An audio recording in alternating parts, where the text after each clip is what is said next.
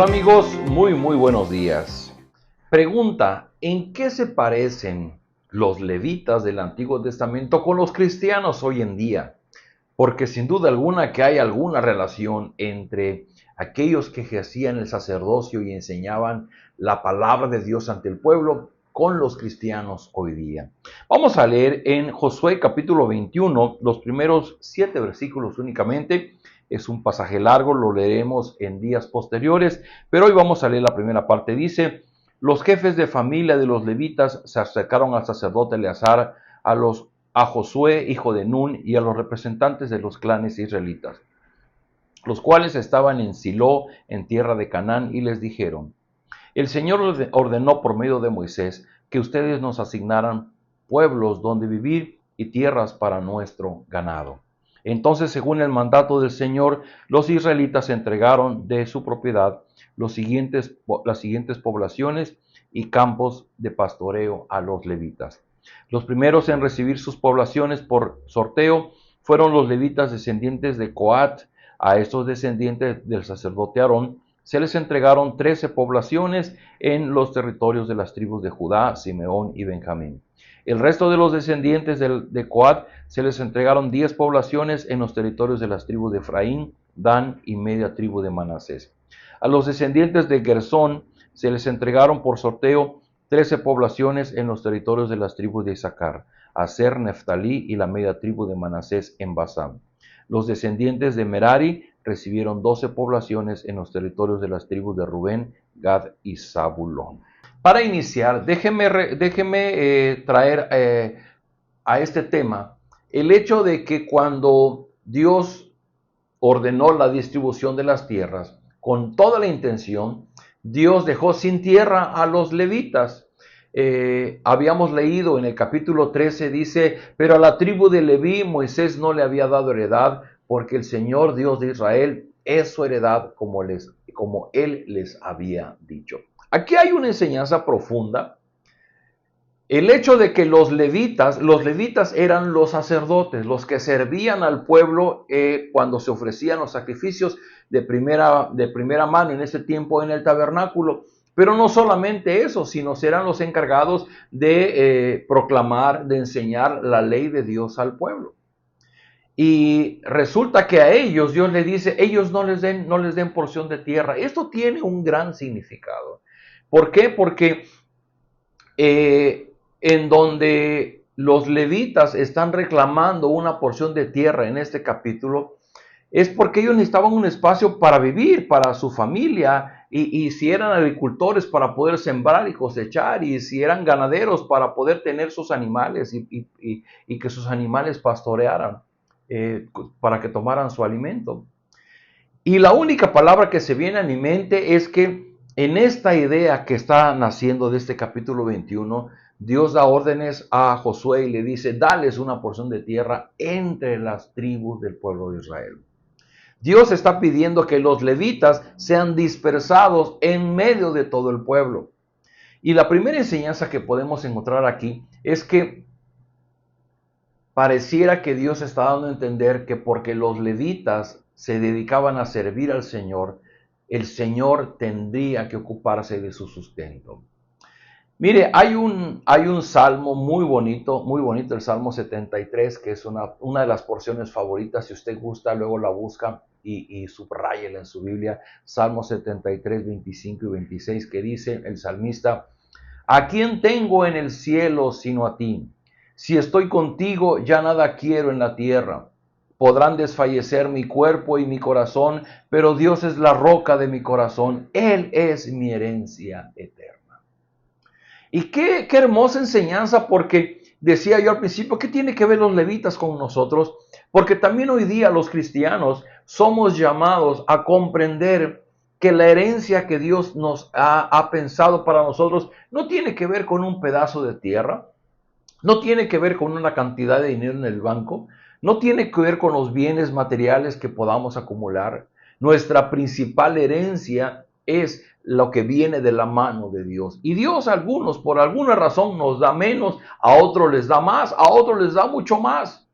Pero Él ahí tiene un propósito para eso. Pero lo más interesante no es poder llegar a la conclusión de que es que yo tengo lo que tengo porque soy muy inteligente, porque soy muy capaz, porque yo soy más que los demás, sino el poder reconocer que lo que tenemos, sea poco, sea mucho, es porque ha venido de la mano de Dios. Así es que la primera reflexión de esta mañana es, ¿estás tú reconociendo que tu provisión viene de Dios? Y sí, hay temporadas en la vida en que hay abundancia y pensamos que es la suerte y pensamos que somos personas muy hábiles para los negocios, para los trabajos, pero hay épocas en las que nos va mal, nos quedamos sin trabajo y la pasamos difícil y es donde llegamos a pensar, oh Dios, te has olvidado de mí. Pero yo te invito a que ya estés en una o en otra posición, puedas mirar al Señor Jesucristo como tu proveedor. Él, si Él ha dado su vida por ti, ¿qué otra cosa no podría darte? Si Él te ha dado lo más grande que es el perdón de Dios y el incluirte en su familia, y Él ha dado su vida para asegurar la bendición del Padre sobre ti, ¿qué otra cosa no pudiera darte? No siempre lo más importante que ocupamos es el dinero o los bienes materiales. Hay cosas más importantes que Él nos ha provisto.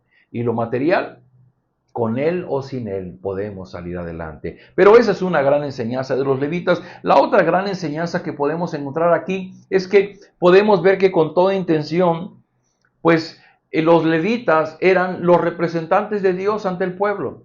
Y entonces Dios manda que se disperse en medio de las tribus con toda la intención, porque Dios quería hacerse presente en medio de su pueblo en la vida cotidiana a través de los levitas. Los levitas vestían de una manera especial, vivían de una manera especial, y ellos eran los que enseñaban de la palabra de Dios al pueblo.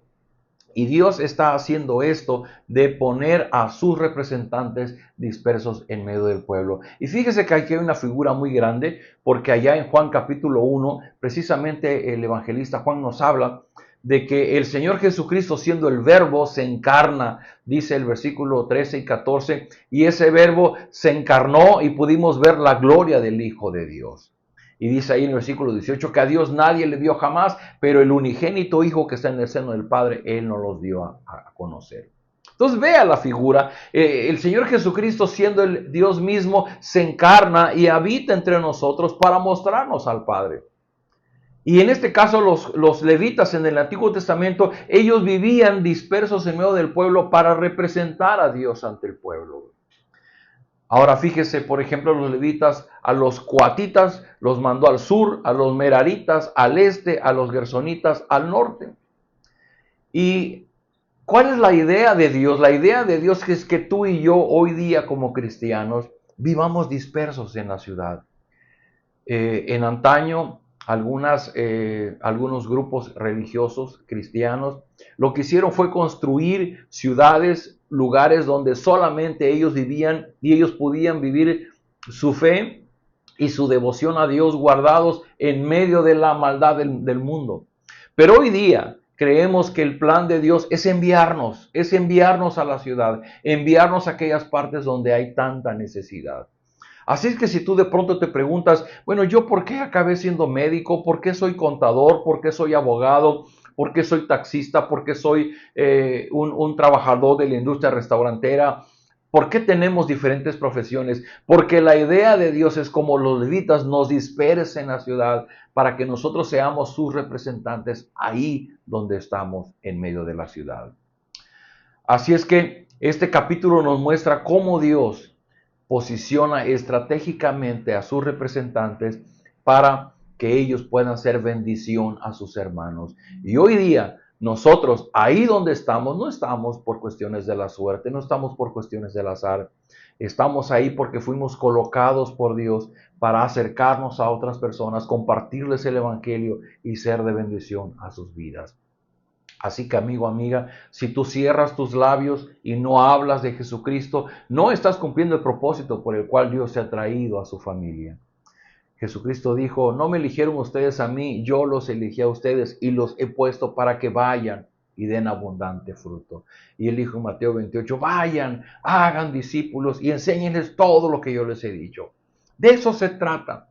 Número uno, de vivir dependiendo de la provisión de Dios. Pero número dos, que ahí donde estamos dispersos en medio del mundo, podamos ser representantes de Dios, embajadores de Dios. Seamos Cristos chiquitos. Cristianos significa eso, Cristos chiquitos, en donde los demás puedan ver en nuestra forma de vivir el Evangelio del Señor Jesucristo.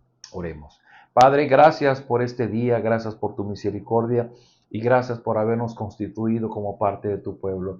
Y entendemos, Señor, que si tú nos has llamado a la salvación y si tú nos has dado lo más grande que pudiéramos recibir como el perdón de nuestro pecado, es porque también, Señor, junto con eso nos darás todas tus bendiciones celestiales, que no se reducen a lo material, sino tienen que ver con todo tipo de bendiciones en nuestra vida diaria.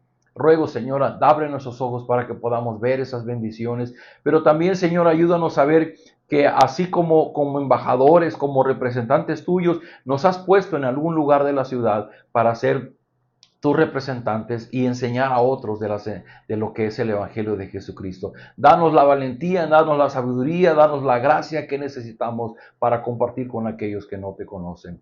Todo esto lo pedimos en el nombre de Jesús. Amén. Queridos amigos, nos vemos el día de mañana.